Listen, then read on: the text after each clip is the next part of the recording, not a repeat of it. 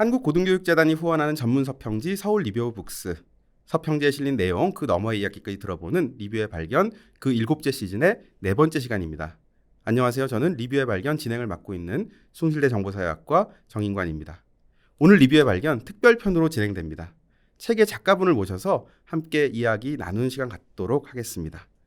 오늘 함께 해주실 분은 서울대 사회학과 교수이시자 서울 리뷰 오브 북스의 편집위원으로 계시는 김홍준 교수님이십니다. 교수님 안녕하세요. 네, 안녕하십니까. 김홍중입니다. 연구자들이 논문을 쓰고 책을 또 쓰고 이런 것이 사실 특별한 일은 아닙니다. 다만 김홍준 교수님 같은 경우는 조금 설명이 필요할 것 같습니다. 이제까지 4권의 단독 저술을 내신 걸로 알고 있는데요. 4권이 시집 1권, 그리고 사회학 평론이면서 동시에 문학평론집도 쓰셨고요. 그 다음에 또 사회학 서적, 그리고 가장 최근에는 산문집까지 이렇게 서로 다른 종류의 책들을 다양하게 쓰였습니다. 게다가 요즘에는 이제 서울 리뷰 북스 여러분들 보시는 분들 아시겠지만 영화 리뷰를 연재하고 계십니다. 즉 우리가 사회학자이시자 문학평론가이시고 영화평론가이시면서 동시에 시인이기도 하다라고 이렇게 좀 소개를 드릴 수 있을 것 같습니다. 그 중에서 오늘 이야기할 책은 가장 최근에 나온 산문집인 은둔기계입니다. 잠시 뒤에 이야기 나눠보도록 하겠습니다. 교수님 요즘 어떻게 잘 지내고 계신가요? 네, 뭐 저는 늘 단순하게 지내고 있습니다. 혹시 뭐 최근에 뭐 이렇게 어떤 특별한 일이라도 있으신지? 아니요, 뭐 특별한 일이 좀 있었으면 좋겠는데 예. 거의 일상적인 똑같은 생활이 반복되고 있습니다. 예. 이렇게 뭐 글 같은 거 요즘 계속 많이 쓰시고 계신가요? 예, 이번 학기는 또 약간 좀 바빠서 약간 밀려 있었던 그 원고들 적느라고 좀 힘들었던 것 같습니다. 네. 그래서 오늘 이제 이야기 나눌 책 그 은둔기계입니다. 은둔기계 이제 에세이라고 해서 이렇게 쫙 펼쳐보면 사실은 굉장히 또 에세이지만 또 잘 읽히지만 동시에 좀 묵직한 책이기도 합니다. 서문에 보면 이제 이렇게 쓰고 계세요. 은둔기계라고 하는 것, 이제 사실 제목부터 어떻게 보면 사람들이 들으셨을 때 은둔 그리고 기계라고 하는 단어가 모르는 단어 아닌데 이걸 두 개를 다 합쳐놓고 나니까 이게 뭐지라고 생각하시는 분도 있을 것 같은데 여기 이렇게 쓰셨습니다. 은둔기계는 거리를 새로운 삶의 원리로 삼는 존재 이렇게 써놓으셨어요. 어떤 의미인지 좀 말씀해 주실 수 있을까요? 네, 그렇게 또 이렇게 읽히니까 또 새로운 느낌이 드는데요. 예. 글쎄요, 이제 아마 개념이라고 해야 될까요? 예. 은둔기계라는 말은 이제 하나의 단어면서도 일종의 제가 이제 제안하는 예. 개념인데 저는 그 개념이라는 것을 일종의 조명탄 같은 거라고 생각을 하는 입장입니다. 그러니까 아마 어떤 분들은 어떤 단어가 중요한 의미를 지니는 그 개념이 될 때는 되게 이게 추상적이거나 보편적인 생각 이렇게 이해하실 수도 있겠지만 저는 왜 조명탄 같은 거 쏘아 올리면 안 보이던 데가 이렇게 쭉 보이잖아요. 자세히는 안 보여도. 그래서 어떤 단어가 개념이 될 때는 그게 우리가 너무 익숙해서이건 아니면 실제로 보기 어려워서이건 잘 안 보이던 현실을 이렇게 조망해주게 하는 빛을 던질 때 개념이라고 할 수 있다면 은둔기계는 저한테는 개념입니다. 그것은 은둔이라는 그 되게 옛날부터 써봤던 말을 거기 말에 폭력을 가해서 말을 좀 윽박질러서 그런 거 아니야. 그런 거 아니고 지금 이 시대에 보통 사람들이 늘 하고 있는 것이면서 자신들이 그렇게 새로운 것을 하고 있다고 잘 못 느끼는 어떤 것이야. 그리고 그런 사람들의 주체성이야. 라고 말하고 싶었어요. 그러다 보니까 이제 들레즈나 과타리가 썼던 기계라는 말을 거기다가 이제 붙여서 옛날 사람들처럼 이렇게 무슨 청산 속에 숨고 이런 게 아니고 늘 항상 똑같은 공간에 있지만 예전에는 잘 생각지 못했던 거리를 서로 두고 이 거리를 지키려고 되게 노력하고 이것이 너무 가까워지면 또 다시 멀어지는 그런 어떤 거리의 감각 이런 느낌을 좀 표현하고 싶었습니다. 예, 그렇게밖에는 지금 얘기를 잘 못하겠네요. 굉장히 뭐 아주 명쾌하게 설명을 해주신 것 같습니다.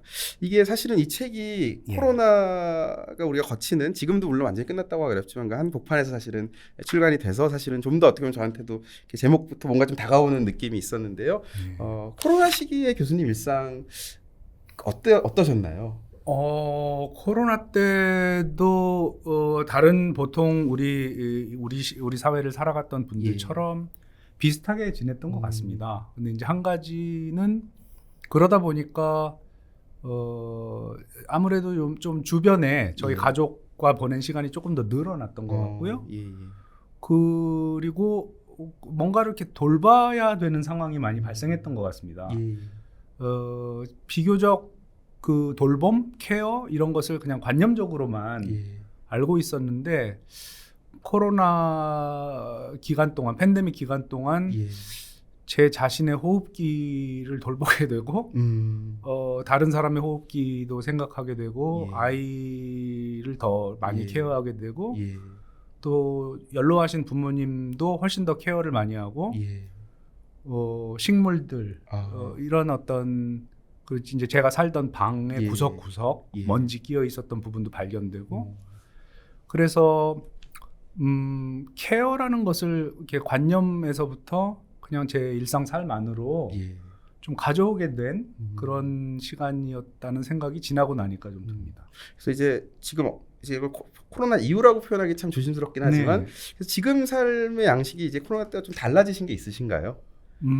이제 조금 사회적인 거리두기나 이런 것도 좀 풀리고 그동안 이제 사람들을 만나고 싶었던 갈망, 서로 이렇게 얘기를 나누면서 맥주 한잔 하고 싶은 그런 소망이 조금 이제 다시 이렇게 표면으로 드러나고는 있는데요. 코로나를 통해서 체험했던 것들이 사라졌다기보다는 저 같은 경우는 특히 이제 사회학적으로 고민을 했던 부분도 있고 그러다 보니까 그 경험이 하나의 어떤 그 볼록 렌즈나 이런 것처럼 이후의 삶을 이렇게 굴절시키는 새로운 각도를 주는 중요한 체험으로 자리 잡은 것 같습니다. 어떤 계기가 되었던. 자연스럽게 이제 우리가 또 사회학 얘기가 나왔지만 사실 이 책이 앞에 보시면은 단상의 모험이라고 이렇게 말씀을 하시고 계세요. 우리 실제로 단상학을 띄는 것도 있긴 하지만 사실 저는 읽으면서 이전에 쓰셨던 두 권의 책들, 이제 우리가 마음의 사회학, 이 앞에 지금 놓여 있는 마음의 사회학과 그다음에 사회학적 파상력, 이 책들의 어떤 핵심적인 내용들을 책의 곳곳에서 이렇게 좀 훨씬 더 어떻게 보면 편안한 형태로 우리가 확인을 할 수 있어서 더 반가웠던 것 같습니다. 오늘날 우리가 처한 위기의 상황과 그것에 우리가 어떻게 대응해야 될 것인가에 대한 실천에 대한 주문들도 이제 볼 수 있었는데요. 조금 이제 좀 바보 같은 질문일 수도 있겠지만 이런 에세이를 쓰실 때 교수님과 사회학자로서의 교수님 얼마나 겹쳐 있고 또 얼마나 떨어져 있다라고 생각을 하시는지요? 뭐 쉽지 않은 질문인데요. 글쎄요. 저는 이렇게 생각을 해오는 편인 것 같습니다. 이제 사회학이라는 게 이제 사회과학의 여러 분과 안에 들어있긴 한데 약간의 독특성을 갖고 있는 것 같습니다. 이제 태생적으로도 그렇고 사회학자들의 멘탈리티도 좀 그렇고요. 그것은 이렇게 비유하면 좋을까요? 약간 자기 자신과 갈등과 거리를 두지 않는다면 유지해 나가기 어려운 돌려 말해서 자기 자신을 비판하고 자기 자신을 끊임없이 이렇게 가혹하게 비추어 보는 그런 걸 성찰이라고 부른다면 그런 성찰적 시선을 갖고 있지 않는다면 하기 어려운 그 얘기는 이제 돌려서 말하면 자기 자신의 작업을 비웃거나 조롱할 수도 있어야 하는 나르시시즘에 빠지면 안 되는 그런 종류의 학문이라는 생각이 잘 듭니다. 그 이유가 뭘까를 생각해 봤더니 이제 사회학은 언제나 특정 사회 필드를 대상으로 합니다. 노동사회학, 산업사회학, 문화사회학, 의료사회학. 그러니까 사회의 사회학은 없습니다. 그 사회 앞에 사회는 그런 사회라고 하는 분과가 따로 있진 않으니까요. 전체니까요. 그래서 사회학자가 뭔가 연구하려고 하면 반드시 자기가 배우지 않은 대상과 마주섭니다. 예를 들면 저 같은 경우는 문학이나 예술입니다. 근데 저는 문학가도 아니고 예술가도 아니기 때문에 제가 할 수 있는 유일한 일은 그 예술가가 무슨 사회적 포지션을 갖고 있느냐, 그다음에 그 제도가 어떻게 되어 있느냐라는 예술을 둘러싼 이제 겉을 보게 되는 것이죠. 거기에 머물 때 우리는 좋은 사회학을 하지 못할 거라는 생각이 저는 있습니다. 그게 이제 저는 프랑스에서 공부했지만 부르디유 사회학과 갖고 있는 저의 이제 약간의 갈등 요소입니다. 저희 지도 선생님은 부르디유 선생님과 사이가 별로 좋으신 분이 아니었기 때문에 문학 사회학을 하는 사람은 문학 안으로 들어가야 된다는 입장이셨고 부르디유 선생님은 사회학이 되기 위해서는 문학 안으로 들어가면 안 된다는 입장이셨습니다. 근데 이제 저는 뭐 운명적으로 저희 지도 선생님 만났기 때문에 그 안으로 들어가서 사회학이라는 걸 잊어버릴 때까지 문학에 적셔진 다음에 나와야 문학 사회학을 제대로 할 수 있다는 그런 이제 독트린 입장을 조금 더 선호하는 것이죠. 이제 그 얘기는 돌려 얘기하면 사회학자가 문학을 연구할 때는 사회학자에서는 안 되는 시간이 있는 것 같아요. 사회학자라는 걸 망각해야 되는 시간이 있고 이제 그러다 보니까 당연히 내가 사회학자인가 아니면 문학을 하는 사람인가 비평가인가라는 혼동의 시간을 갖게 되는 것 같습니다. 이 분열이 없으면 처음부터 끝까지 너무나 명백한 순도 100%의 사회학으로서 문학을 멀리에서 바라볼 때 과연 좋은 문학사회학이 가능한가라는 의문이 저한테 있다 보니까 사실은 저한테 에세이나 비평이나 사회학이나 하는 그 모든 것들은 어떤 포지션을 점하고 있느냐의 문제이지 근본적으로 다른 것 같지는 않습니다. 굉장히 우문현답인데 많은 생각을 하게 됩니다. 왜냐하면 사실은 어떻게 보면은 저도 사회학 이제 훈련을 받고 이렇게 했지만 사회학자는 뭔가 약간 거리 이렇게 뭔가 대상으로부터 거리를 둬야지 이게 된다. 우리가 뭐 이런 얘기를 항상 듣고 그렇게 훈련을 받다 보니까 사실은 지금 말씀하신 게 어떻게 보면 이제 듣고 있으면 사실은 그 굉장히 공감이 되고 이런 부분이지만 사실 이제 약간 강박적으로 어떻게 보면은 아까 말씀하셨던 부르디유식의 어떤 그런 관점을 유지해야 된다라고 약간 생각을 했던 것 같습니다.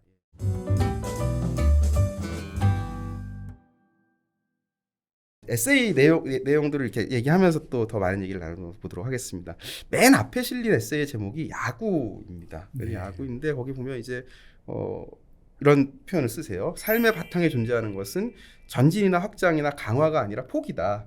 코나투스 혹은 힘의 의지가 아니라 자기 비움이다라고 쓰고 계세요. 근데 사실은 이 책에 보면은 이제 여기 자기 비움이라고 나와 있지만 비슷한 표현이 많이 등장합니다. 자기 제한, 자기 삭감, 자기 비허, 그다음에 케노시스라고 하는 것들이 많이 나와요. 근데 제가 사실 이렇게 읽으면서 조금은 했던 부분이 뭐였냐면 사실은 교수님께서 앞서 발표하신 연구들, 책들에서 중요한 개념들이 뭐냐면은 몽상력, 그다음에 파상력, 우리가 힘이라고 말할 수 있는 어떤 것들입니다. 그리고 코나투스라고 하는 것도 이제 다른 데서 글을 쓰시지만 또 생존의 의지, 그냥 막 이렇게 뭔가 노력하고 이러는 거로 느껴지는데 비움이라고 하는 건 사실은 뭔가 이렇게 내려놓는다라는 그런 느낌하고 가깝다고 봅니다.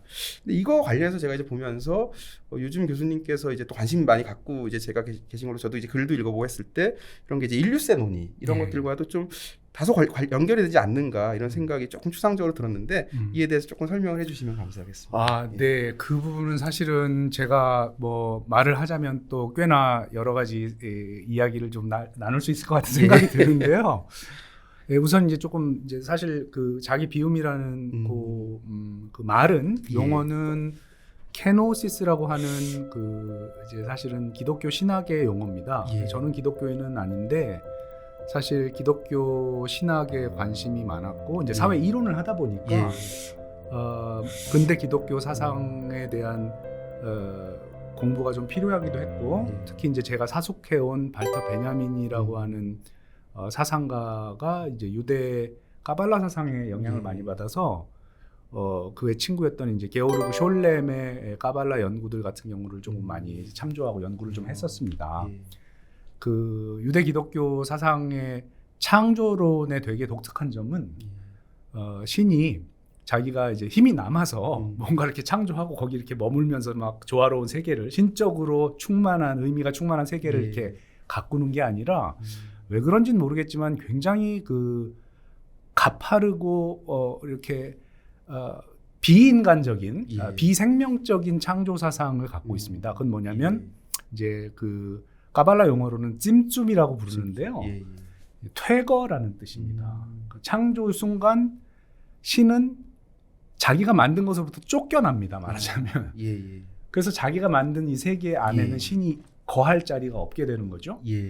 그러니까 우리가 이제 근대에 와서 이 세계가 신이 없다 뭐 이런 얘기를 하는 것은 사실은 애초부터 원래 유대 기독교의 창조론의 어떤 갈래 안에 있었던 생각 중에 하나에 더 가깝다고 볼 수 있겠습니다. 그런데 그거를 이 세계가 그럼 신이 없고 이렇게 말하자면 신성이나 의미가 선언적으로 삭제된 세계라는 것이냐? 물론 그것을 이제 이렇게 보완하는 이제 티쿤이라고 하는 사상이 있습니다. 대회복이라 부르는 그게 이제 일종의 변증법이죠. 깨져 있고 사라졌는데 나중에 그 의미가 회복되고 깨진 항아리가 붙어가는 그게 어떤 걸 의미하는지를 잘 몰랐었습니다. 사실 그 자기 비움이라는 게 이제 그런 의미거든요. 그러니까 신이 뭔가를 만들려면 자기가 사라지거나 물러난서야 만든다. 근데 저는 두 가지 경험을 하면서 그 생각을 조금 더 제 것으로 만들었다고 해야 될까요? 하나는 아이를 기르는 경험이었던 것 같습니다. 부모가 아이를 낳아놓고 그 아이 세계에 여전히 거하면 부모라는 것이 그 아이 세계 안에 여전히 어딘가 실물로 남아있고 그걸 움직이면 그 아이는 자유를 상실합니다. 돌려 말하면 내가 진짜 그 아이를 사랑한다면 그 세계에서 퇴거해야 합니다. 찜쫌해야 합니다. 말하자면 자기를 비워야 합니다. 어렵죠. 불가능할 수도 있습니다. 불가능하기 때문에 아마도 뭐 지저스 크라이스트 같은 형상이 있었을 겁니다. 그러니까 그 십자가라는 자리가 아마도 신이라고 하는 존재가 머물 수 있는 가장 그럴듯하지 않은 자리거든요. 아주 처참하게 죽는 자리 아닙니까? 그러니까 신이 자기 자신의 극단으로 찢어져 가서 아무런 구원도 없는 상태로 떨어져서 말하자면 죽고 잊혀진 그 자리가 신성한 것이죠. 그러니까 돌려 말하면 신이 부재하다는 상태가 이제 신성이 되는 것이죠. 이 역설이 어느 순간 저한테 부모됨, 케어한다는 것이 뭔가와 연결이 되면서 어쩌면 예술적 창조나 학문을 하는 과정이나 아니면 후학을 기르는 과정이나 아니면 연구하는 과정도 마찬가지가 아닌가. 누군가가 자기를 비워서 만든 것 속에 우리가 지금 이미 와 있고 사회라는 것도 지나간 자들의 자기 비움의 결과들을 우리가 향유하는 것이고 우리는 누군가를 위해 자기를 또 비워서 아무런 대가를 바라지 않고 이것을 다음 세대에 남겨줘야 되는 것은 아닌가. 이런 고민을 많이 했고 그게 생태 문제와 연결이 되는 것 같습니다. 이제 앞으로 태어날 존재들이나 생명들에게 지금 우리가 살고 있는 요 가이아라고 하는 환경을 어떻게 남겨줄 것인가를 생각한다면 우리가 우리의 욕망을 어떤 식으로 제한하고 어떤 합의를 통해서 우리 삶의 생산성을 삭감시켜야 될지가 중요한 고민이 되는 시대라는 생각도 들어서 말씀하신 대로 저한테는 개인적인 윤리의 차원부터 생태적인 문제까지 고민하는 그 전체를 꿰뚫고 있는 하나의 화두라고 할 수 있겠습니다. 놀랍습니다. 이렇게, 이렇게 다 연결이 되는 지점들이 있다는 게 사실 뭐 저 같은 경우도 인류세 문제에 관심이 이제 많이 있기는 저는 이제 주로 제가 연구하는 뭐 이렇게 물론 당연히 저도 이제 굉장히 실존적인 고민들도 있습니다. 진짜 보면은 환경 문제라고 하는 것이 이제까지는 약간 좀 추상적으로 느낄 때가 많았거든요. 살면서 왜냐면 이미 뭐 제가 어렸을 때부터 뭐 이제 지구가 뭐 어떻게 되고라고 했을 때는 그냥 뭐 나 살아 있을 때는 정도로 생각을 하다가 요즘에 기후 같은 게 막 변경을 하고 또 지금 많은 재난들 사실은 뭐 여름에 갑자기 비 많이 오고 그런 것들도 이제 주변에 해수면 기온 온도 상승 이런 문제들도 사실 있고 이런 것들을 보면서 이게 되게 좀 실전적으로 다가오더라고요. 정말 지구가 못 버틸 수도 있겠다라는 생각이 좀 들기도 하고 그런 문제들과 동시에 또 이제 뭐 우리가 그렇다면 그러한 그 상황 안에서 이제까지는 우리가 이제 사람들을 구분할 때 그 사람이 가지고 있는 사회경제적인 어떤 조건들에 따라 사람들을 구획을 짓고 이 사람들은 그거에 따라서 어떻게 보면 뭔가 어떤 행위를 하고 결정을 하고 생각을 하는 존재들로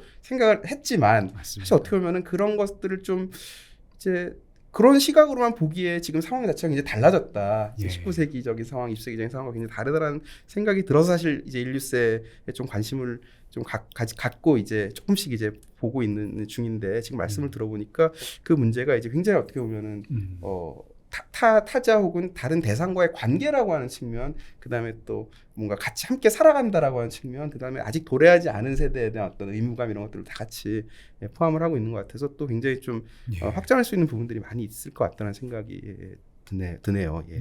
그래서 이제 실제로 보면은 그런 표현들을 많이 쓰세요. 자기 비움. 그래서 사실 이게 어떻게 보면 이 책에 굉장히 반복되는 굉장히 중요한 맞습니다. 메시지 같다는 생각이 들더라고요. 그래서 보면 이제 특히 뭐 인간으로서 타고난 종족적 정체성을 비워내는 것들도 굉장히 중요하고, 근데 좀 그렇게 이제 쭉 이어가다 보니까 들었던 생각이 제가 아까 앞에서 교수님께 이제 왜 비움이라고 하는 건 결국 힘을 빼는 게 아니냐, 뭐 파상력, 네. 상상력과 좀 다르지 않냐라고 얘기했지만 자기 비움이라는 것도 하나의 실천력이라고 저도 볼 수 있을 것 같은 생각이 좀 들더라고요. 이것도 뭔가 하나의 좀 다른 의미에서 뭔가 내가 실천할 수 있고, 뭔가 이게 어떻게 보면 자기 비움이라는 것도 하나의 의지로서 내가 하지 않으면 되지 않기 때문에 어떻게 보면 비우지 않는 것이 사람이 어떻게 보면 좀 더 본성적인 상태라는 생각이 좀 들어서 현대 산업 사회에서 그런 생각이 들다 보니까 이게 결국은 하나의 실천으로서 굉장히 중요하구나라는 생각이 좀 들었습니다. 예. 그 부분 중요한 말씀하셨는데요. 그러니까 마음 먹고 자기를 비울 수 있는 사람은 저는 없다고 생각합니다. 그러니까 물론 노력을 하겠죠. 그러나 자기 비움은 이제 그것뿐 아니고 다른 모든 것도 마찬가지인데 우리가 너무 모든 것을 이제 능동성을 가지고 생각을 하다 보니까 가령 이런 얘기할 때 제가 잘 납득이 잘 안 가는 경우가 많은 거예요. 예를 들면 이제 노력해서 반성하잖아요. 근데 이제 저는 어떤 생각이 드냐면 노력해서 반성하는 분들은 사실 많은 경우 반성을 잘 못 하시더라고요. 이유가 반성할 수 있는 것만 이제 반성을 하시고 반성이 안 되는 영역의 반성이 안 되는데 그 이유는 반성 내지 성찰, 특히 도덕적인 어떤 성장이 일어날 때는 자기 의지로 자기를 바꾸는 게 아니고 어떤 힘에 휘말려서 굉장히 큰 수동성의 체험을 하지 않으면 안 되는 경우가 많이 있는 것 같습니다.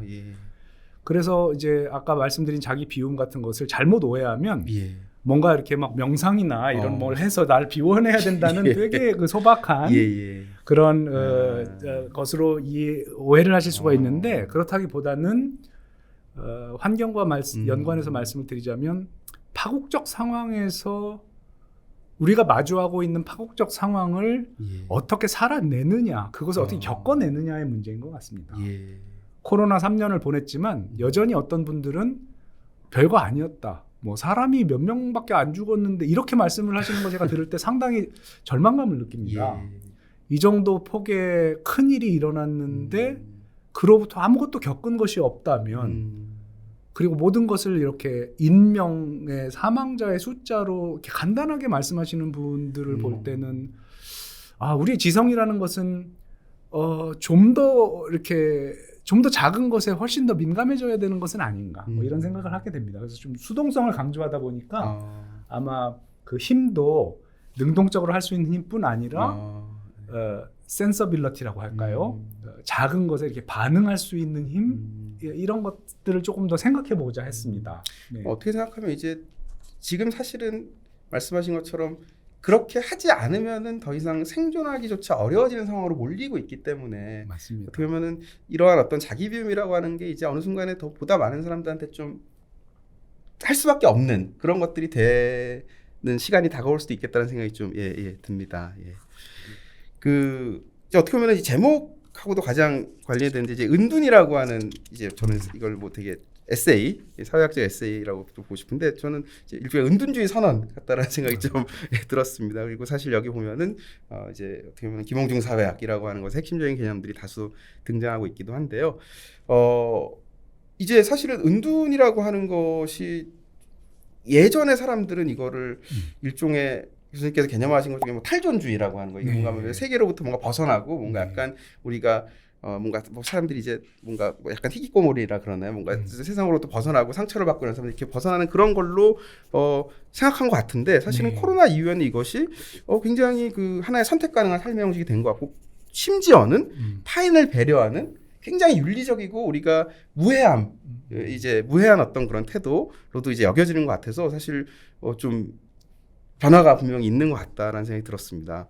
근데 또 한편으로 사회학이라고 하는 것은 이제 우리가 보통 뭐 진멜 이런 사람들 얘기하지만 연결이라고 하는 것이 굉장히 중요한 핵심을 이루는 어떻게 보면 사회학의 시작이라고 할 수 있는 그런 학문이 아닌가 싶은데 물론 오늘날 이제 연결의 과잉이 가져오는 다양한 형태의 문제점들, 비극들도 많이 목도를 하고 있긴 하지만 동시에 연결을 통해서만 또 사람들은 문제를 해결할 수 있다라고 많이 얘기를 하고 있습니다. 맞습니다. 그런 차원에서 은둔이라고 하는 것이 2022년도에 지니는 사회적 의미 혹은 그 중요성이라는 게 뭘지 좀 말씀을 듣고 싶습니다. 네, 아주 중요한 질문인 것 같고 또 제가 좋은 대답을 할 수 있을지는 모르겠습니다만 이런 생각을 좀 해봤습니다. 사실 은둔이란 말을 아까 말씀드린 대로 은둔이라는 그 기존의 단어에 폭력을 가해서 그것이 다른 의미를 띌 수 있는 어떤 현실 안에 있는 것들을 이렇게 소집하고 그들을 비춰줄 수 있는 그런 개념으로 좀 전환시키고자 하는 그런 의도가 좀 있었는데요. 그때 은둔은 구분되어야 되는 것이 개인주의로의 퇴거랄까요? 자유주의적 개인으로의 퇴거가 아니라는 사실이 되게 중요한 것 같습니다. 세상으로부터 나라는 어떤 독자적인 유닛이 세상으로부터 물러나서 내가 원하는 무언가를 이렇게 안락한 것에 들어가서 거기서 혼자 지내겠다. 이거는 은둔과 제가 말하는 은둔 기계가 아닙니다. 또 좀 더 정확하게 말하자면 이렇게밖에 말을 못 하겠는데요. 그러니까 들레즈를 빌려서 얘기하면 들레즈가 구분하는 두 가지의 개념이 있습니다. 조금 낯설긴 한데요. 유용해서 말씀을 드리면 모울적인 것과 분자적인 것이라고 이제 두 개를 구분합니다. 예를 들어서 들레즈가 좋아하는 사회학자인 가브리엘 따르드 예를 들면 가브리엘 따르드가 어느 곳에서 이제 이렇게 씁니다. 한 사회에 혁명적인 일이 일어날 때는 농부가 지주에게 인사를 하지 않는 순간 같은 것이 중요하다는 거예요. 그러니까 우리가 이제 혁명을 연구한다고 했을 때 뭐 수만 명의 군중이라는 모울적인 그룹이 모여서 무슨 기관을 타격하고 이렇게 가면 혁명의 시점은 날짜에 잡힐 겁니다. 그러나 따르드가 본 것은 그 혁명이 일어나기 위해서는 그런 모울적인 혁명이 일어나기 위해서는 더 작은 영역에서 많은 작은 혁명들이 있었어야 된다는 거예요. 기분 나쁘게 지주를 짜려보는 눈빛, 저놈 저러면 안 되는데 저거 나쁜 놈이네라는 어떤 감정들 이런 것들이 매 순간 올라오는 거죠.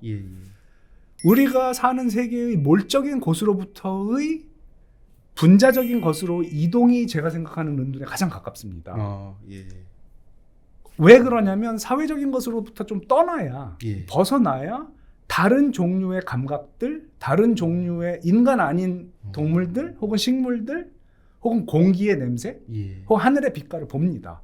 사회학자가 사회학 바깥으로 자꾸 나가서 사회학의 입장에서 봤을 때는 더 분자적인 것으로 들어가야 사회학으로 나중에 돌아올 때 갖게 되는 힘이 더 커진다고 생각해요. 그래서 개인으로 돌아가는 게 아니고 개인 하부로 내려간다고 말하는 게 더 정확할 것 같습니다. 개인과 개인들. 그 하부와 사이로 내려가는 것. 한 일주일만 우리가 쉬거나 여행을 떠나면 바로 내려가게 됩니다. 어디로 갔을 때 우리는 바로 돌담길에 돌담을 보게 되고요. 거기 있는 사람들과 연결되게 됩니다. 그래서 단절이 아니라 연결의 재구성입니다. 내가 아는 맨날 똑같은 사람들과 내 머릿속에 있는 똑같은 지식과 연결되어 있는 것을 끊고 중지시키고 한 번도 연결해 보려고 한 적 없는 것들과 우발적으로 연결될 수 있는 시간을 자기에게 주는 주체. 그게 은둔기계입니다. 그러다 보니까 사실은 그 은둔이 멀리 갈 필요도 없고 도심 한복판에서 이루어질 수도 있고요. 뭐 하루에 24시간 중에 2-3시간 안에 일어날 수 있다고 생각합니다. 훨씬 더 분자적인 이동과 관계의 재구성? 저는 그거를 말하고 싶었던 것에 더 가깝다고 할 수 있겠습니다.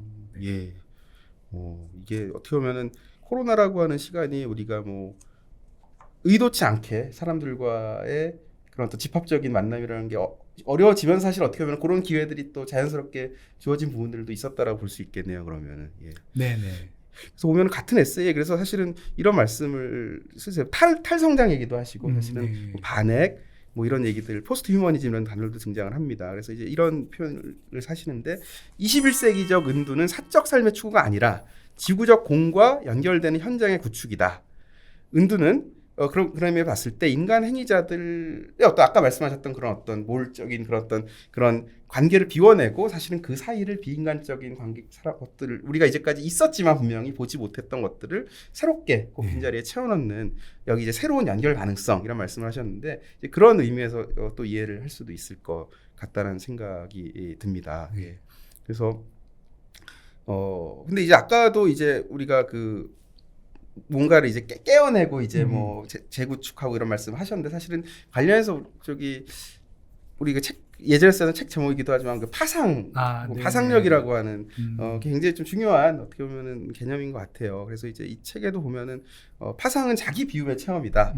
파상 이후 우리는 은둔기가 된다라고 이제 명확하게 쓰시고 계시거든요. 교수님께서 구축하신 파상력이라는 게 뭘지 한번 좀 설명해 주실 수 있을까요? 이거는 이제 뭐 시간이 많이 걸릴 것 같아서 이제 그 본령으로 들어가긴 좀 그렇고요.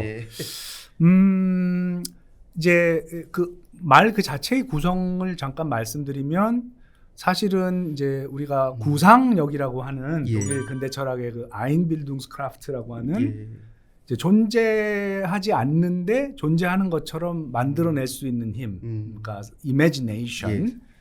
이것이 이제 우리가 갖고 있는 어떤 faculty라면 능력이라면 그죠? 그게 상상력이니까. 근데 저는 그것도 중요한데 우리에게는 그와 정확히 반대 방향으로 가는 힘도 있다고 생각했습니다. 여기 눈앞에 있는데 저게 없어진 시점을 우리가 볼 수 있는 힘이 있다고 생각했습니다. 그것은 많은 경우 환멸과 더불어 오거나 기존에 갖고 있었던 생각이 깨지는 것과 더불어 오는 어떤 충격 체험과 더불어 오는 것 같습니다. 예를 들어서 3.11 동일본 대진제 때 2011년인가요? 벌써 한 10년 그렇죠. 넘었는데 그때 약간 충격을 많이 받았습니다. 사실 뭐 체르노빌도 있었지만 멀기도 했고 또 프랑스에서 공부를 했는데 프랑스는 사실 약간 이런 말씀 드리긴 그렇지만 지식인들이 생태적 감수성이 아주 높다고 보기 좀 어려운 아주 과학주의나 이런 유물론이 강한 합리주의 강한 사회거든요. 그래서 이제 근데 어쨌든 한국에서 그걸 겪었을 때 두 가지 충격이 저한테 있었는데요. 그것을 겪고 나서 갑자기 비가 다르게 보이는 거예요.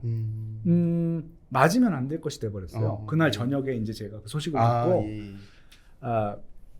비가 왔던 기억이 있는데 어디론가 가는데 우산을 썼는데 이제 밑으로 떨어지는 빗방울을 신경을 쓰고 있는 저를 발견했습니다. 돌려 말하면 비는 자연현상인데 갑자기 이 방사능 물질에 의해 오염된 공기가 대기가 나한테 떨어짐으로써 내가 맞으면 안 되는 것이 된 것 같고 더 웃긴 것은 아이를 키우는데 아이의 피부나 목 식도로 들어가는 음식들에 대한 감각이 달라지더라고요.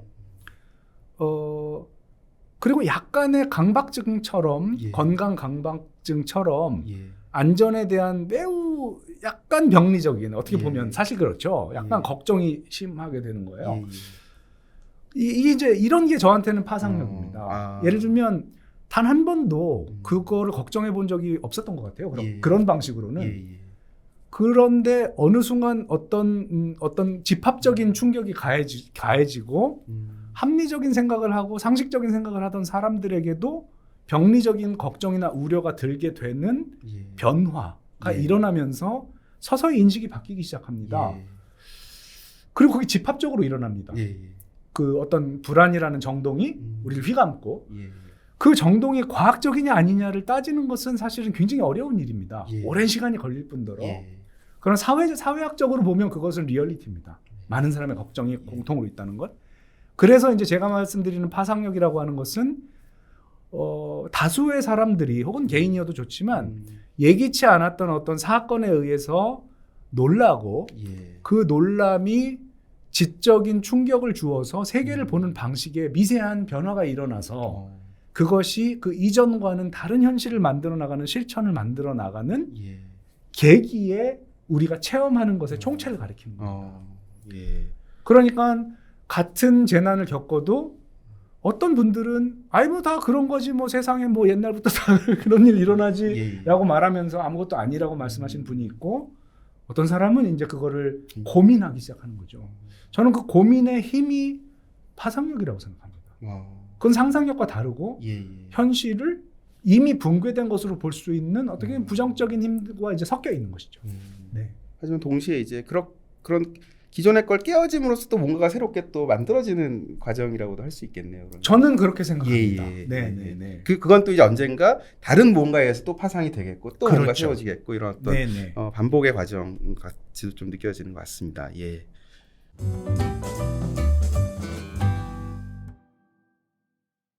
또 다른 에세이로 한번 넘어가 보면은 서바이벌 보면서 사실은 저는 좀 깜짝 놀랐어요. 사실은 제가 이게 좀 뭐 되게 슬픈 얘기긴 하지만 저희 그 이태원 사건 딱 났을 때 사실 제가 이제 이 책은 전에 이제 읽었었기 때문에 다시 한번 이렇게 기억이 딱 나와서 이제 찾아본 게 이제 이런 문장이 있었습니다. 생존의 문제는 누구도 통제할 수 없는 순간에 발생하는 사건.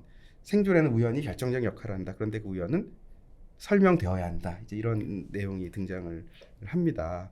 사실 어떻게 보면은 서바이벌이라고 했을 때 교수님 그 예전에 또 서바이벌리즘 생존주의라고 하는 게 사실은 이제 뭐냐면은 90년대를 주도했던 마음의 이제 교수님 표현의 이제 마음의 레짐이라고 하는 것이 어떻게 보면은 진정성이었다고 한다면은 이제 그것이 이제 IF 이후에 2000년대 들어서면서 뭔가 생존주의로 대체됐다라고 말씀을 하시는데 사실 이 글에서 생존이라고 하는 것은 그런 생존주의랑 좀 다른 또 개념인 것 같아요. 말 그대로 이거는 맞습니다. 모든 것에 선행한 어떻게 보면은 삶이라고 하는 것도 그렇기 때문에 그것에 감사하고 뭔가 신비하고 어떤 뭔가 그런 긍정적인 이미지로 이제 묘사가 되더라고요. 어떻게 좀? 네, 사실 뭐 말씀하신 대로 그 꽤나 오랫동안 서바이벌리즘이라는 개념을 가지고 작업을 좀 했고요. 그건 지금도 진행 중이고 그 개념의 핵심은 이제 한국의 20세기를 이해함에 있어서 서바이벌리즘 혹은 서바이벌 욕망에 대한 통치 그리고 그것의 조직 이런 것이 굉장히 중요했다는 하나의 가설 위에 이제 작업을 했고요. 거기는 비판성이 좀 들어 있습니다. 근데 이 비판성이라고 하는 것은 사실은 제가 어디서 물론 이제 사회학자로서 누구나 갖고 있는 것이라고도 할 수 있겠고 지적으로 보자면 약간 정치 철학적인 성격이 좀 있습니다.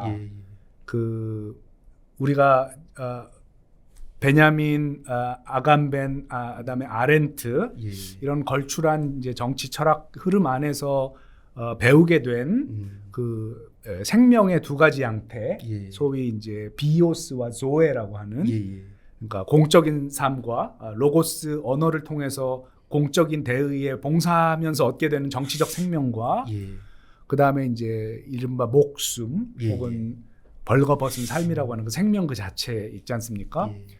근데 이제 정치 철학은 어쨌든 조회만을 추구하는 삶을 굉장히 비판적으로 보죠.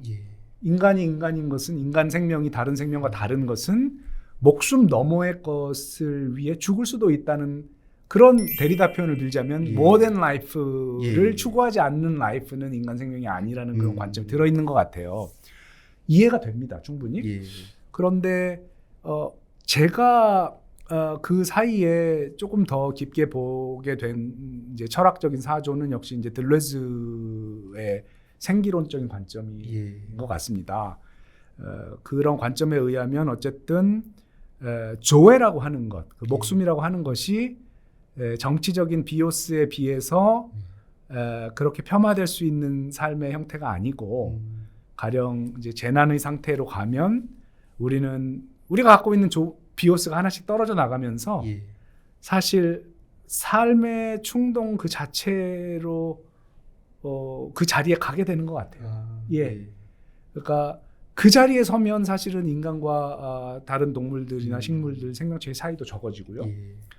그래서 이제 새롭게 이 에콜로지컬한 컨선을 갖게 되면서 비오스를 조회보다 우위에 놓고 그걸로 생존에 대한 충동이나 생존주의를 비판하려는 관점 자체를 반성하게 됐습니다.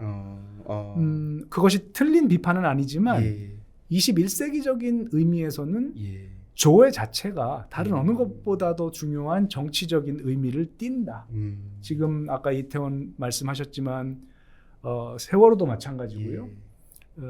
목숨 그 자체가 어떤 다른 것보다 중요한 정치적인 의미를 띠는 그런 사회로 우리가 진입했다.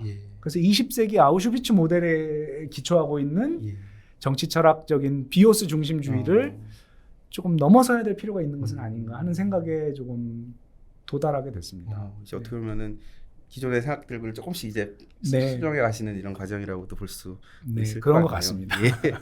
이제 교수님 그 글들을 이제 쭉 이게 제가 이렇게 다 보면은 이제 약간 이런 느낌이 들더라고요. 희망과 절망이 굉장히 좀 뭔가 공존하고 또 이걸 어떻게 변증법적으로 이렇게 가면서 또 계속 한 발씩 나가려고 이렇게 하시는 그런 부분들이 느껴져요. 그래서 사실 여기 책에도 보면은 시간은 반드시 모든 것을 지나가게 한다라고 이제 표현을 쓰시는데요.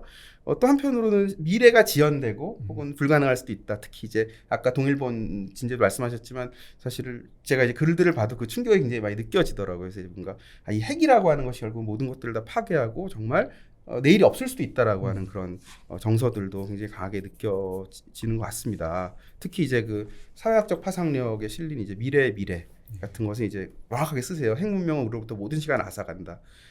최종 파국의 도래를 저지할 수 있는 시간을 우리가 창출할 수 있는가? 이제 질문들에 대해서 근데 또 이제 시간은 반드시 지나가게 한다라고 하는 건 결국은 또 뭔가 새로운 시간이 올 수도 있다라고 하는 어떤 희망 같은 것들을 좀 느껴지는 부분이 있어요. 그래서 사실 그 사이에서 계속 이렇게 좀 고민을 하고 계신 건가요? 예.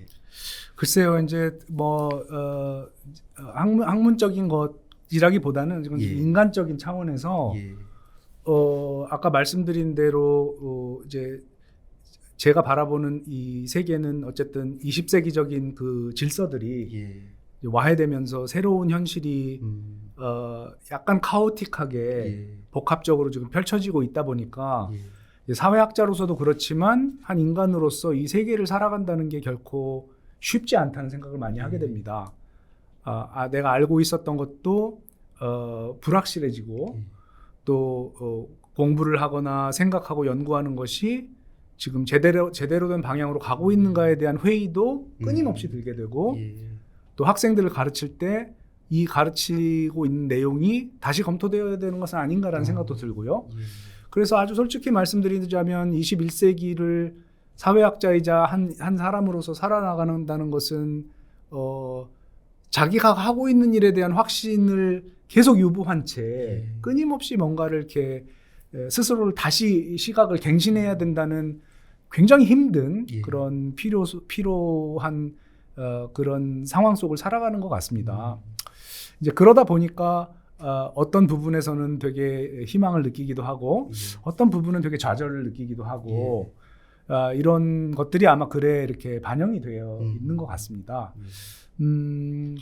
그런 뭐 부분들을 조금 더 이렇게 공부를 조금 더 연구를 좀 더 진행시켜서 조금 더 솔리드한 지식을 이렇게 만들어서 전달하고 소통했으면 좋겠구만.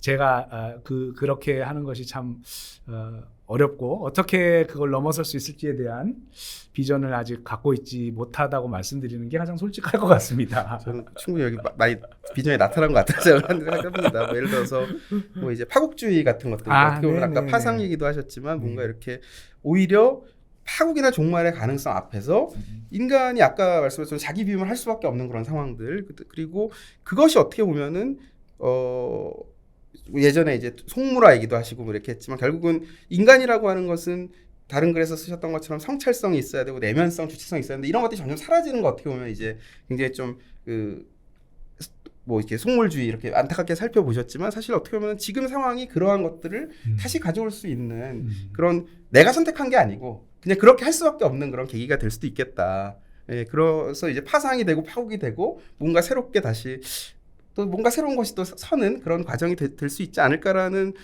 기대를 좀 하게 만들어 준 것 같습니다. 글 자체를 읽으면서. 그래서 이제 과연 이런 그 파국주의나 뭐 이제 뭐 이런 어떤 새로운 연대 가능성 이런 것들이 사실은 어떤 우리 시대의 새로운 마음이 될 수 있을까? 네. 마음에 대한 얘기도 하셨지만 마음의 레짐이 될 수 있을까?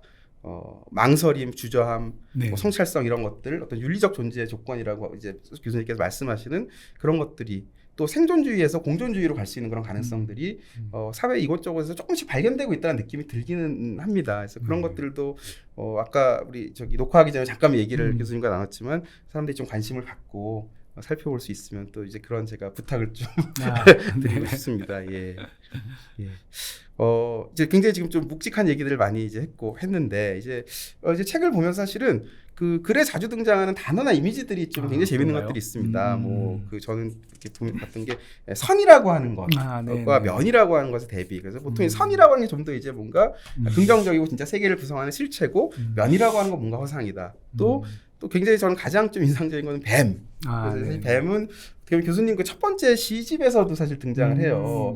뱀, 그 뭔가 이제 불쌍한 뱀의 그런 모습이 나오고, 그 다음에 은둔기계에서도 이제 상처 입은 뱀에 대한 이미지, 수직적 환상을 버린 우리가 배워야 하는 뱀이라는 존재. 근데 마음의 사회학에서는 사실 저는 이 부분 굉장히 흥미롭게 기억에 남아 있는데.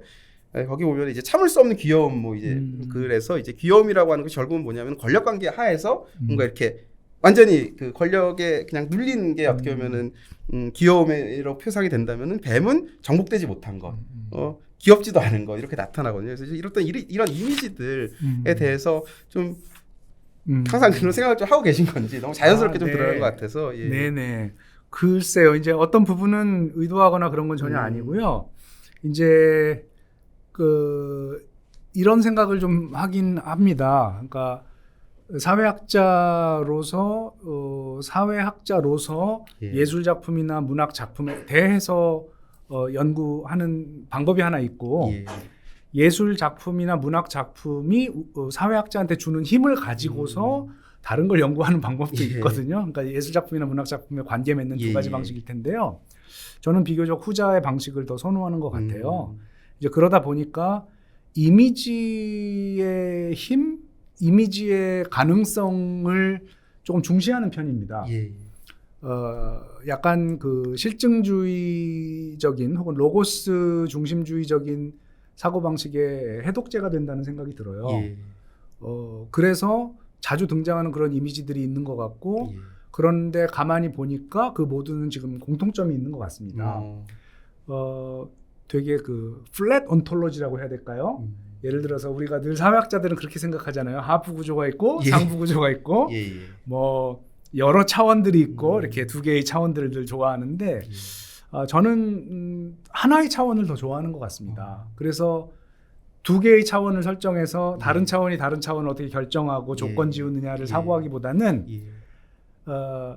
허공도 없고 지하도 없는, 무의식도 없고 초월도 없는 모든 것이 평면에서 선으로만 연결된 선으로만 연결되다 보니까 면처럼 느껴지지만 사실은 굉장히 가파른 선 위에 서 있는 그래서 금방 소멸할 수도 있는 그런 존재론적 위태로움과 잠재성 그런 거를 조금 표현해보고 싶었습니다. 예를 들면 관계라는 것도 그런 것 같습니다. 우리는 관계를 되게 솔리드한 것으로 생각하지만 많은 경우 보면 너무 사소한 것에 의해서 붕괴하거든요. 그러니까 실제로는 간단한 실이 하나 연결되어 있을 뿐 그 실은 너무나 쉽게 끊어질 수도 있는 것이고요.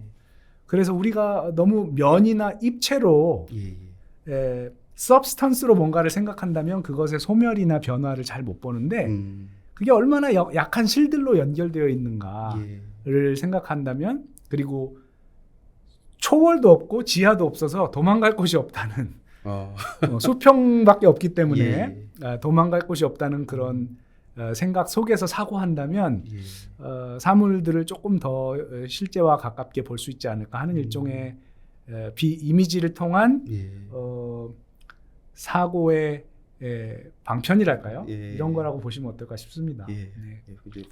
잘 이해가 됐습니다. 제가 보면서 이렇게 계속 밑줄을 치는데 저도 이렇게 같은 걸 계속 치고 있더라고요. 이게 선과 면 이렇게 하면서 감사합니다.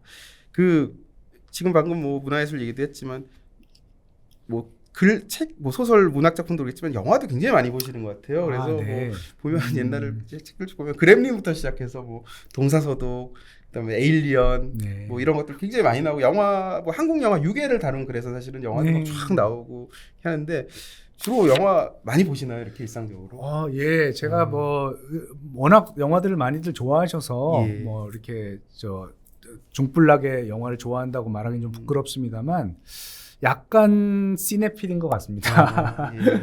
영화를 오래 전부터 많이 봐왔고 또 파리에 있을 때 특히 많이 봤어요. 거기에서 이제 시네마테크가 많은데 예. 워낙 고전 영화들을 많이 해주니까 예.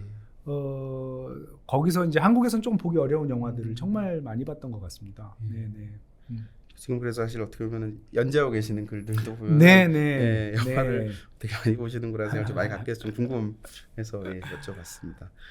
어떻게 보면은 개인적으로 이제 이게 뭐 단상이라고 이제 하셨는데 단상에 갖는 힘 혹은 미덕이라고 하는 것은 그걸 읽으면서 그 사이의 빈틈을 독자들이 좀 이제 생각을 해서 좀 채울 수 있는 그렇게 해주는 데 있다고 저는 생각을 합니다. 그래서 저도 사실 이제 이 책을 보면서 그 정말 책에 물리적으로 중간중간에 떨어져 있는 그런 여백 부분들에 이렇게 막 메모도 하고 이렇게 했는데요. 혹시 그 교수님께서도 그런 단상 같은 것들 다른 사람이 쓰신 단상 같은 거 밑줄 그어가시면서 읽으신 단상이 혹시 있으신지 혹시 뭐 좋아하는 저자가 누군지 뭐 이렇게 좀 소개해 주실 수 있을까요? 많이 정말 많이 있습니다. 예. 제가 단상을 굉장히 좋아하는 편인데요. 가령 특히 이제 아까 잠깐 말씀드린 이제 발터 베냐민 같은 그 분의 단상 그리고 이제 프랑스의 단상을 쓰는 분들이 좀 많이 있어요. 제가 아주 특별히 좋아하는 사람은 이제 시몬 베이유나 이제 폴 발레리 같은 분의 단상을 좋아합니다. 그러니까 이제 단상은 어쨌든 그 제가 거기에도 썼지만 이제 약간 덫 같은 거예요. 한번 걸리면 이제 못 나가는데 그래서 평생 걸려 있는 그런 문장들도 좀 있는 것 같습니다. 니체의 단상 같은 경우 특히 그런 것 같고요. 그래서 저는 단상을 갖고 있는 문명은 어쨌든 제가 뭐 어떤 문명을 이렇게 평가하는 감히 판단하는 한 척도 중에 하나가 얼마나 좋은 단상을 그 문명이 그 언어로 갖고 있는가예요. 그 비유컨대 언제든 도망갈 수 있는 보석 같은 거라는 생각이 듭니다. 이제 호주머니에 넣고 도망칠 수 있는 그러다 보니까 아마도 그 위급성 그리고 절박성 이런 것들이 단상 안에 들어있기 때문에 그냥 무슨 지식을 얻겠다 앉아서 이렇게 편하게 지식을 얻겠다 이런 생각을 하는 분들한테는 큰 재미가 없을 거고 내 생각이 어딘가 막혀 있는데 여기서 다음 단계로 나가는데 단 하나의 문장이 필요하다. 그런 문장들이 있는 것 같아요. 그 어떤 인식이 필요하다. 이런 거를 찾는 분들한테는 단상이라고 하는 것이 굉장히 좋은 어떤 그 놀이터 같은 게 될 수도 있다는 생각을 합니다. 그래서 저는 많은 단상을 사실 읽고 좋은 단상을 읽었을 때는 이렇게 메모도 해놓는 습관이 있고요. 사실 되게 편애하는 편입니다. 단상을. 나중에 그런 거 있으면 또 우리 서울 리뷰북스에 소개도 좀 해주시고 이러면 감사할 것 같습니다. 그 저희가 이제 처음에 이제 교수님을 시인이자 이제 뭐 영화평론가, 문학평론가, 이게 사회학자 이렇게 소개를 했는데 사실 우리가 또 사회학 얘기를 하고 에세이 많이 한 것 같아요. 근데 그 보면은 사실 그 앞에 이 두 권의 책들 마음의 사회학은 뭐 좀 더 그런 내용들이 많이 있고 사회학적 파상력에도 사실 신경숙에 대한 글이 들어 있습니다만은 요즘에 혹시 관심 갖고 좀 살펴보시는 작가가 있다면은 어떤 분이 있을까요?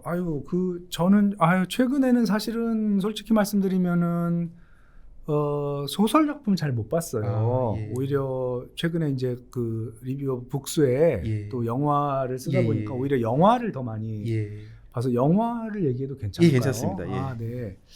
제가 사실은 최근에 아주 집중적으로 보고 있는 분이 이제 벨라타르인데요.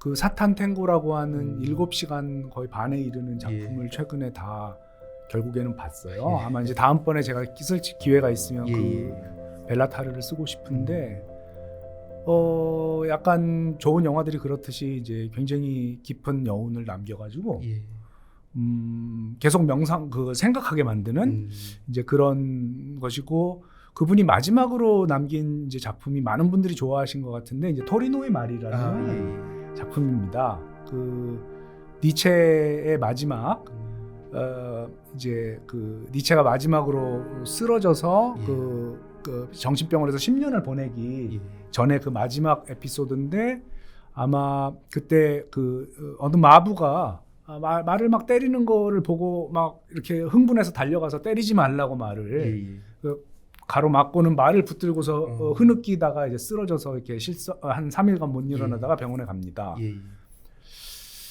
저는 그걸 가지고 이제 그 영화 시작을 하는데 마치 뭐라고 할까요? 데카르트부터 나온 동물에 대한 서구 철학의 그 고기 덩어리 기계라고 본 코기터도 없는 생각도 못하는 그런 미물이라고 봤던 것을 한 철학자가 그 문명 전체의 잘못을 반성하고 실성하는 것처럼 느껴지는 장면이었습니다. 그 말의 이야기와 세계 종말을 그리는 영화예요.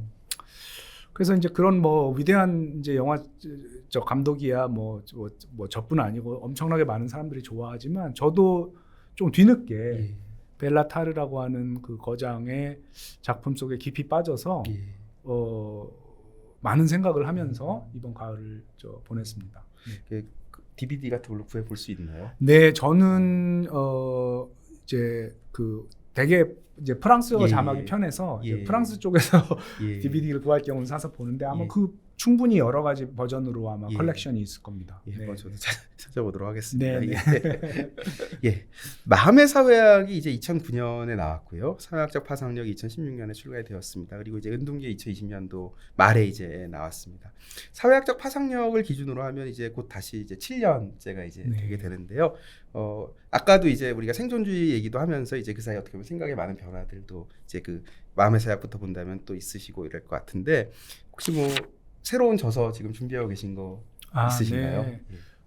네, 한두 권 정도가 지금 이제 준비가 되고 있는데요. 뭐 아직 지지부진해서 말씀드리기가 좀 그렇습니다. 근데 어쨌든 그 한국 사회를 서바이벌리즘의 관점으로 보려고 하는 일종의 이제 뭐 서바이벌리스트 모더너티라고 해야 될까요? 그런 저서를 조금 뭐 몇 년 전부터 준비하고 있는데 아직 좀 진척이 좀 잘 안 되고 있어서 지금 작업 중이고요. 그 다음에 이제 그동안 또 이제 인류세라는 그 문제를 사회 이론이 어떻게 사회 사상이 그걸 어떻게 이제 보아야 하는가에 대한 고민을 또 몇 편의 논문과 이제 생각으로 조금 정리를 했었었는데 그게 조금 진행이 되면 좀 한번 묶어볼까 하는 생각을 그 정도를 갖고 있습니다. 그러니까 이제 사실 최근에 그 녹색 계급 관련된 라투르 책 뒤에도 사실 교수님께서 일종의 해제 같은 글을 쓰셔서 또 잘 읽어봤는데, 또 저도 기대하고 또 기다리고 있겠습니다. 아유, 감사합니다. 늘 이제 그 거의 끝 부분에 드리는 질문입니다. 좀 난감할 수도 있는 질문인데요. 은둔기계 어떤 분들께 좀 읽어보라고 추천해 주시고 싶은가요? 네, 글쎄요. 제가 뭐 이게 추천을 드리려면 그 책이 참 재밌고 이렇게 막 흥미진진하고 이래야 될 텐데, 저 책은 사실 그것의 반대 방향을 겨냥하고 있는 책이어서 뭔가 좀 고민이 많으신 분들, 이 세상 어떻게 살아야 되는지, 지금 무슨 세계를 우리가 살고 있는지 고민이 많고 내가 지금 잘 살고 있는 것인가, 이런 어떤 좀 고민이 있는 분들이 읽어보시면 그런 고민이 나만 하고 있는 것이 아니고 정말 많은 사람들이 하고 있는 것이구나. 그리고 그 고민이 나쁜 게 아니고 정말 필요한 것인데 생각을 조금 바꿔서 그 고민을 정말 우리가 웰컴, 더 고민하게 되는 삶으로 가야 되는 것이 어쩌면 우리 시대에 필요한 삶이 아닌가. 이런 메시지가 담겨 있으니까 좀 고민이 많으신 분들이 읽었으면 좋겠습니다. 되게 우문현답 주신 게, 고민이 많은 사람들과 모든 사람들이 다 읽어보셔야 될 그런 건 아닙니다. 책인 것 같습니다. 저희 바쁘실 텐데 오늘 귀한 시간 내주셔서 정말 좋은 말씀 주셔서 제가 감사합니다. 너무너무 감사합니다. 제 책에 대해서 이렇게 많은 얘기를. 사실 얘기를 하고 싶은 제가 지금 적어온 것들이 훨씬 많은데 지금 시간의 부족으로 인해서 또 빠른 시간 안에 한번 또 모시고 또 못한 이야기 나눠보도록 하겠습니다. 오늘 정말 감사드립니다. 감사합니다. 네. 지금 듣고 계시는 리뷰의 발견은 한국고등교육재단에서 지원 및 제작되고 있고 2주일에 한 번 금요일마다 여러분들을 만나 뵙고 있습니다. 오늘 귀한 말씀 해주신 김홍준 교수님 다시 한번 감사드립니다. 감사합니다. 감사합니다.